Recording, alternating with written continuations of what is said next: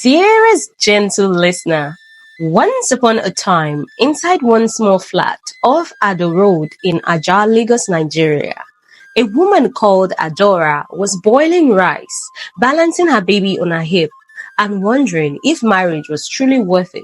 Right after her husband just told her she was too wide and no longer sweet. This is how it all started.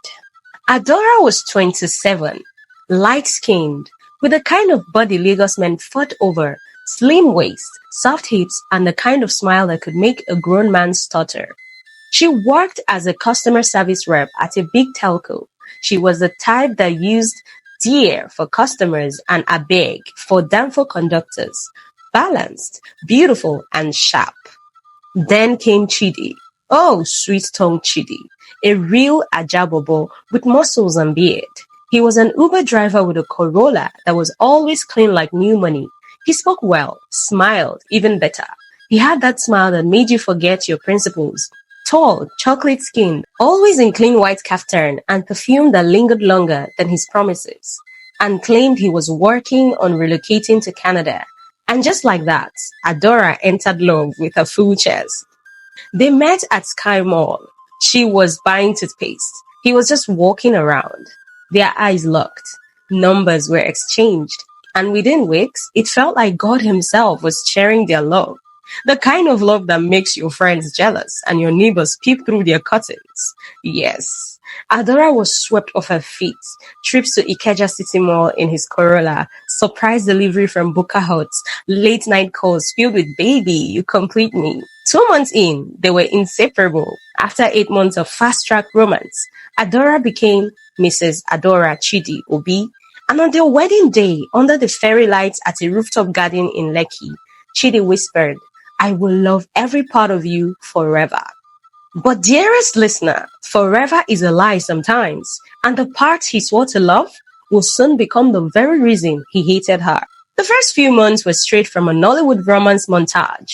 You know, the type with rose petals on the bed, plantain and egg breakfast in bed, Instagram reels of matching pajamas, and endless my king, my queen captions.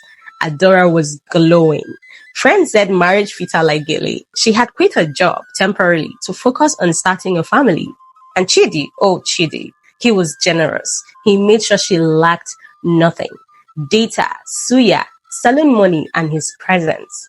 Every evening he would say, I don't want house girl. I want just you and me in this house. Adora would blush. Her man didn't want maid. He wanted her love. Or so she thought. He would help clean sometimes, even wash plates while singing Fave's baby reading. They laughed, danced, prayed, even fought. Cute couples fights. The kind you solve with jollof and kisses. Soon the whispers began. Her period stopped. Pregnancy test confirmed it. Adora was carrying live. Chidi lifted her in his arms that day and twirled her around. Now boy, yo, I dreamt it. He said, he go resemble me. Adora's heart swelled. She had it all. Love, home, and now a baby on the way. Dearest listener, isn't this what we all want? But you see, when pregnancy came, Adora changed. She gained weight, became tired and hormonal. Her ankles swelled, her nose widened. She vomited like her village people were living in her stomach. And Chidi, he changed too, slowly. He no longer rubbed her feet. He no longer slept on the edge of the bed. When she complained, he said, it's not you, it's work stress. But Adora noticed. The man who once kissed her every morning now kissed his car keys and rushed out. She was still glowing, but this time it was sweat, not love. And the forever he promised, it was already cracking like thin ice. Labor came like thunder on a silent night. 1 minute she was watching the Johnsons. Next minute, her water broke on their Persian rug. Chidi panicked. He started looking for the hospital bag that Adora had packed since month 8. He wore 2 different slippers, rushed her to the hospital shouting, Nurse, my wife is dying. It was long, it was painful, and it was brutal. After 12 hours of pushing, screaming, and begging God for mercy, Adora gave birth to a baby boy, their son. And just like Chidi dreamt, the boy had his dimple. Chidi cried when he held his son. He kissed Adora on the forehead and whispered, You're a strong woman. I'll never forget this day. But gentle listener, That was the last day he ever truly looked at her with softness. Weeks passed. Adora was now deep in her motherhood, breastfeeding, diaper changing, lullabies, and sleepless nights. She noticed something strange. Chidi never touched her again. No hugs, no kisses, no intimacy. At first, she assumed it was stress. She even dressed up one night in that lingerie from the honeymoon, walked into the room, hair packed up, smelling like vanilla. Chidi looked up from his phone and said, "Babe, I dey tired abeg, make I sleep." And slept. He did. Alone. Then one night, during an argument about something minor, Chidi snapped, "You know they sweet me again." Adora froze. What? He looked her dead in the eyes and said, "Since you born, that place done wide. I know they enjoy am again. I dey manage you." Her world cracked. That was the beginning of a wound deeper than childbirth. Not physical, emotional, psychological. Because how do you explain to your body that the miracle it performed made it suddenly unworthy of love? Gentle listener, have you ever laid beside someone and felt lonelier than if the bed was empty? That was Adora now. Every night, she laid in the same bed with the man who once kissed her scars, the same man who now barely noticed she existed, the same man who said, "forever." She started Googling things like how to tighten after childbirth, how to make husband love you again, and how to feel sexy after baby.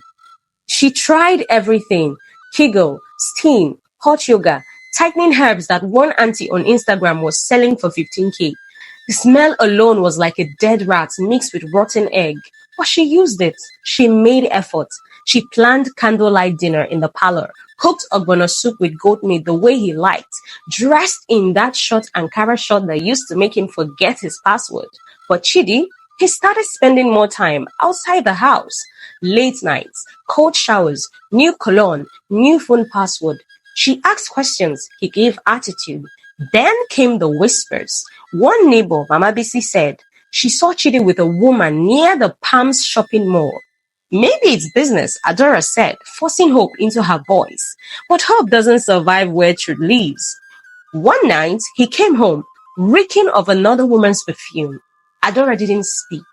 She just stared at him as he undressed. He caught her eyes and said coldly, "What are you looking at? Won't you go to sleep?"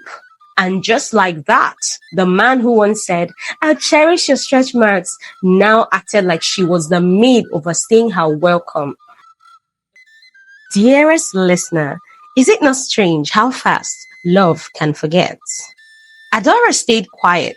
She kept hoping, praying, fasting, doing online devotionals titled, "God Touch My Husband's Heart."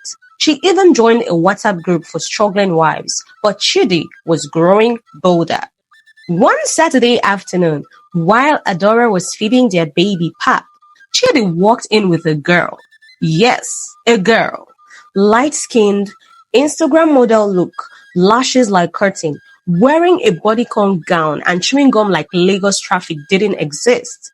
Ada, Chidi said casually, "This is Angel. She'll be staying a few days." Angel? Staying where? In her house? Adora laughed. The kind of laugh that scares even demons. "Is this a joke?" Chidi said nothing. He just walked into the guest room with the girl. That night, Adora heard them. The moaning, the bed shaking, the headboard hitting the wall like judgment bell. She sat in the living room, holding her baby. Tears fell, but she didn't make a sound. Her son cooled in her arms, unaware that his mother's heart had just been shredded. The next morning, Chidi walked out of the room, yawning, and said, "Abeg, make hot indomie for me and Angel. We have plans today." That was the moment something inside Adora snapped. She didn't scream. She didn't fight. She just looked him dead in the eye and said, "You will regret this," and walked into her room. Because sometimes, dear listener, silence is not weakness. Sometimes it is the storm you never see coming. 2 days later, she packed her luggage. Just clothes for her and the baby. Nothing else. No noise, no drama. She left the house while Chidi was out with Angel. She moved in with her older cousin in Surulere, Auntie Ifoma, a no-nonsense woman who once beat up a bus conductor for calling her Mama. independent, divorced, full of wisdom. That was Auntie Ifoma. When Adora told her everything, Auntie Ifoma said, "You never hear say men they mad. Don't kill yourself for any man. Heal first." She helped Adora register for therapy. At first, Adora didn't want it. "I'm not mad. I don't need therapy," she said. But after 2 sessions, she wept like she hadn't in months. The therapist helped her unpack everything: the shame, the trauma, the body image issues, the buried anger. Adora began to rebuild herself. She started jogging at the National Stadium, joined a mom's group, got a remote job in customer service. She even enrolled in an online course, Women in Tech. And slowly, Adora started to smile again, genuinely. One day, at the hospital during her son's immunization, a doctor walked past. Tall, neat, calm eyes. He stopped, looked at her, then said, "Your baby has your smile." She blushed. His name was Dr. Tunde, and just like that, dear listener, life began to whisper again. But Adora wasn't ready to hear it yet, not after the storm she had survived. Dearest gentle listener, you know sometimes when love knocks, fear can make one pretend not to be home. That was Adora. After 3 more hospital visits and casual conversations, Dr. Tunde finally asked, "Can I take you out? Just for lunch. No pressure." Adora hesitated. This was not Chidi. Dr. Tunde was soft-spoken, never pushed, and his eyes held patience like he understood broken things. She agreed, reluctantly. They met at Terraculture for lunch. As they talked, Adora kept looking for signs. Was he too smooth? Was he lying?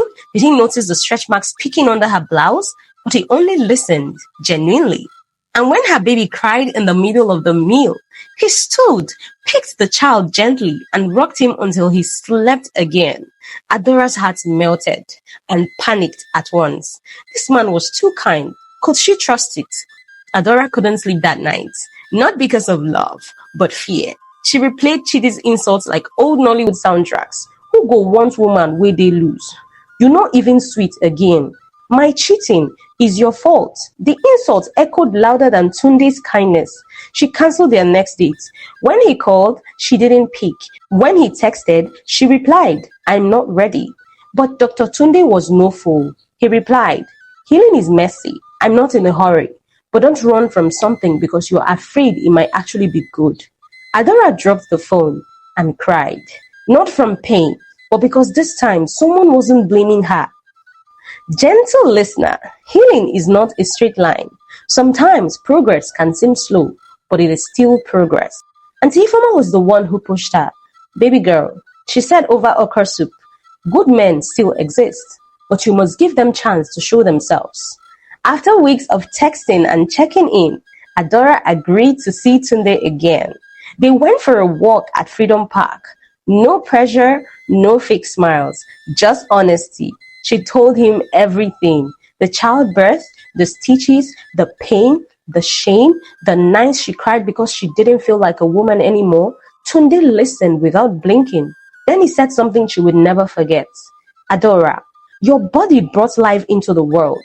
Any man who insults that body is not a man. He's a mistake." That was the first time in a long time that Adora looked in a mirror and smiled at what she saw. It wasn't just a body, it was a testimony.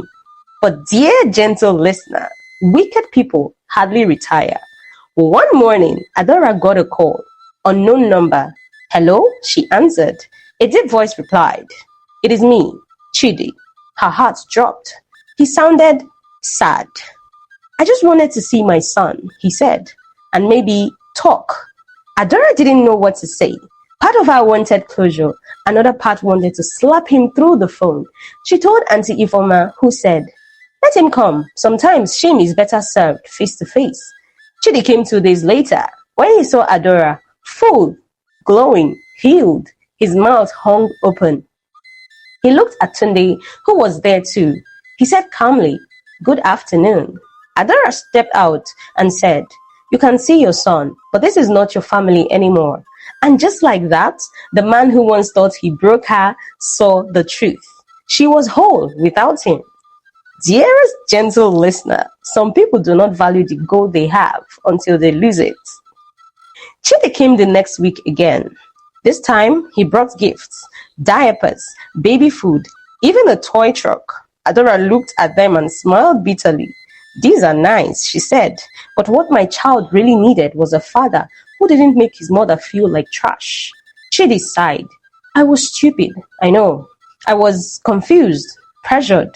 I didn't understand what childbirth did. I'm sorry. But Adora shook her head. You weren't stupid. You were cruel. You saw me suffering and you laughed. You brought girls into our home. I begged you. I cried. You chose to walk away. Unfortunately, my dear listener, apology is not a time machine. It might claim guilt, but it doesn't erase scars. And Adora's scars were too deep. Tunde, who stood inside watching quietly, didn't interrupt. He knew it wasn't his battle to fight. When Chidi left, Adora turned to Tunde and whispered, he wants to come back. Tunde nodded slowly. What do you want? Her reply, peace. I want peace. The next week, Adora withdrew again. Not because of Chidi, but because of her own thoughts. What if it happens again? She asked one evening. What if I disappoint you too? Tunde looked in her eyes and gently took her hands. Adora, I'm not your past. I am me. If I ever hurt you, it won't be because you're not enough. It'll be because I failed, not you. But still, Adora battled with herself. One day, during therapy, she confessed, I feel like damaged goods, like I used to be whole. Now, I am patched. The therapist smiled. Adora, even patched things still hold water. Sometimes they hold more than the unbroken ones. She blinked, shocked. Gentle listener, healing is when shame begins to sound like the lie it truly is. One Sunday afternoon, Tunde invited her to a small barbecue with his friends. Adora panicked. What if they judge me? You're my guest. If anyone judges you, they are judging me. She reluctantly went, her baby in one arm, nervous smile in the other. But the moment she stepped in, laughter greeted her. Tunde's friends were hilarious. One cracked jokes about how Tunde once fainted during medical school from seeing blood. Adora laughed loudly, and Tunde turned, wide-eyed, like he had just seen sunlight for the first time. You laughed, he said. She covered her mouth, embarrassed, but then she smiled. Yes, I laughed. That moment, that small moment, was everything. Because, gentle listener, sometimes healing isn't a lightning bolt. Sometimes it's soft like Hamatan breeze against your skin at midnight. One evening, Adora was scrolling through her phone when she saw it. Chidi had posted a picture of her from their wedding day and another slide of their baby with the caption, My forever family, hoping for a second chance. She froze. People started calling her, even her mother. Chidi says he has changed. He's the father of your child. Maybe give him another chance. But Adora didn't flinch this time. She told her mother, if you give a snake a second chance, don't cry when it bites you again. She called Chidi. I saw your post. Kindly take it down. We're not your forever anything. Chidi sighed. You have changed. She replied, No, I just finally remembered who I was before you tried to break me. And just like that, the last hook of fear unclipped from her heart. It was a calm Tuesday evening. Adora was cooking ogbono soup when Tunde walked in, rolled up his sleeves and joined her in the kitchen. No questions, no noise, just two people stirring the same pot. You cook better than I expected, she teased. And you smile more than you used to, he replied. They shared a look, soft, real, familiar. Later that night, after putting the baby to sleep, they sat on the balcony, sipping zobo. Tunde cleared his truth. I know it's too soon to talk about marriage, but I want you to know that I see a future with you. No pressure, just clarity. Adora's chest tightened, but not with fear, with relief, because finally somebody saw her as whole, not as a project, not as second hand, as a woman. Gentle listener, when a man values you genuinely and not just your body, hold them well, hold them tight. A few weeks passed. Adora and Tunde attended a friend's wedding together. Adora wore a simple blue gown. Tunde couldn't take his eyes off her. She looked stunning. As they danced slowly during the reception, the MC suddenly announced, "Wait, oh, something may happen here." Tunde dropped one knee, gasps everywhere. Adora froze. He pulled out a velvet box with a modest but stunning ring. "I'm not proposing because I want to fix you," he said loudly. "I'm proposing because I love every version of you, before and after. Will you marry me?" Gentle listener, Adora wept like rainfall in July. Not because she was unsure, but because for the first time someone was choosing her fully. She whispered through her tears, "Yes," and the hall exploded in cheers. 2 weeks to their wedding, Chidi returned again. This time, uninvited. He came to her new apartment and waited downstairs for hours. Adora eventually came out with her baby strapped to her back and her ring glinting under the sun. Chidi looked tired. "I saw the pictures and videos," he said. Adora nodded. "You looked happy." "I am." He took a long breath. "I messed up." She sighed. "Yes, you did. But I'm no longer the woman who waited for you to change. That version of me is gone." He stepped closer. "I just want to know, is there no chance at all? Are you throwing away everything that we shared to start afresh?" Adora looked at him, long and hard. "Chidi, sometimes love doesn't die. It just moves houses, and mine has moved." And with that, she walked back upstairs, head high, heart whole. Gentle listener, sometimes peace is on the other side of goodbye. The day of the wedding came with bright sun and brighter hearts. Adora wore a simple yet stunning lace gown. Her baby, now walking, scattered flower petals down the aisle, giggling. Tunde waited at the altar, hands shaking, eyes misty. As she walked in, the hall went silent, not because of her dress, but because of the grace that walked with her. Every step was a story of pain, of rising, of healing. When the pastor said, "Do you take this man?" Adora didn't just say, "I do."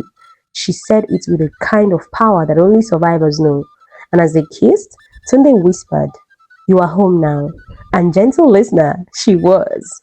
Weeks after the wedding, Adora sat alone, writing, not to Tunde, not to her past, to herself. "Dear me," she wrote, "you're not broken. You never were. You were stretched, torn, tested, but you held." She paused, then added, "Your worth was never tied to how tight or soft or new you were. You are worthy simply because you are." She folded the letter, sealed it, and placed it inside her baby's memory box. One day, her daughter would read it, and she would know her mother didn't just survive, she thrived. So, my dearest gentle listener, if you've ever been made to feel less because of childbirth, or change, or scars, you're not alone. This tale of Adora isn't just hers, it's for every woman who has been shamed, blamed, and abandoned. It's for every man learning to be better, and every child watching it all. Remember, real love doesn't punish your past, it embraces your becoming. And like Adora, may you always find the strength to walk away from what breaks you and embrace wholeheartedly what builds you. Thank you for listening. See you on the next story. Bye.